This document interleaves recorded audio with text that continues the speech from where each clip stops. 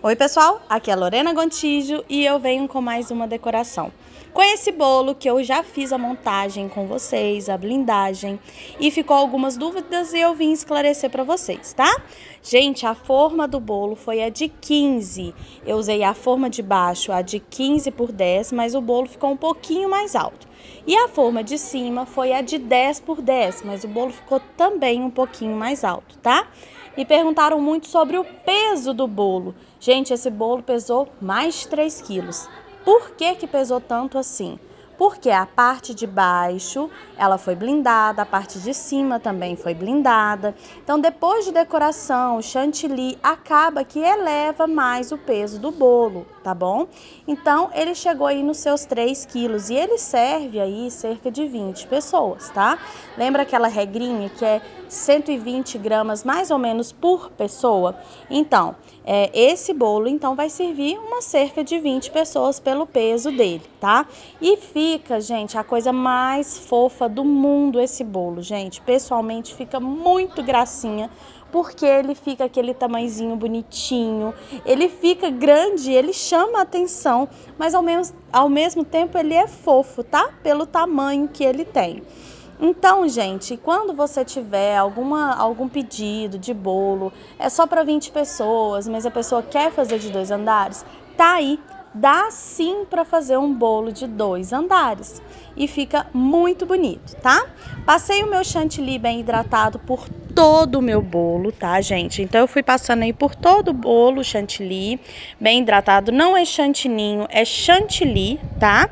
E depois que eu fui fazendo, gente, eu passei a espátula reta, mas eu não ia deixar ele liso, tá? Quando você vai fazer, nesse caso aí que eu fiz o chantilly já com ele todo montado, tem que tomar bastante cuidado qual decoração que você vai fazer. Se você for fazer um acabamento com quina perfeita, não recomendo que vocês façam com o bolo todo montado, tá? Eu recomendo que vocês façam uma parte, depois faça a outra e encaixa como eu já mostrei aqui pra vocês, tá bom? Gente, eu passei a minha espátula aí na parte de baixo e eu usei o garfo para fazer um trabalho na parte de cima. Não achei que encaixou com o tema, não gostei da forma que ficou e eu passei o pincelzinho, tá? Lembrando que esse bolo eu vou fazer com bordas imperfeitas, tá? Então, eu posso fazer ele sim já montado. Se você for fazer com quinas perfeitas, não pode fazer ele já montado, tá?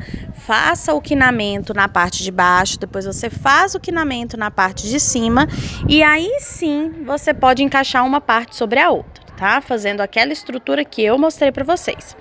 Aí, gente, eu fiz uma misturinha de pó vermelho com pó amarelo para fazer uma cor laranja.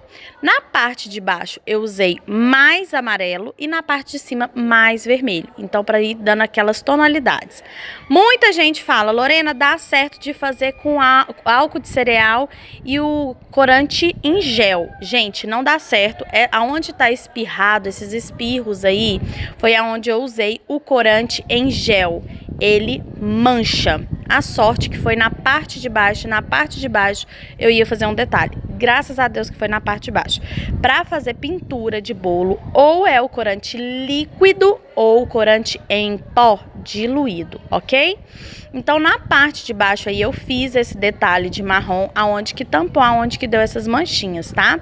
E eu usei o corante na parte de cima, praticamente o vermelho puro, tá? O pó vermelho puro. E aí agora eu fui fazendo aí esse espatulado. Gente, eu não tinha levado corante marrom e aí eu tive que fazer esse marrom, sabe como? Derretendo o chocolate.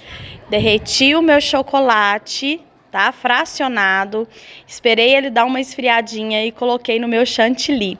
Então a textura dele tá bem diferente. Então acaba que o que eu queria fazer eu consegui fazer, mas acaba que quando eu ia arrastar ele no chantilly, acaba que tirava um pouquinho. Enfim, foi um pouquinho difícil, mas eu consegui. com um pincelzinho, eu fui passando pra cima pra parecer tipo um tronquinho, tá, gente?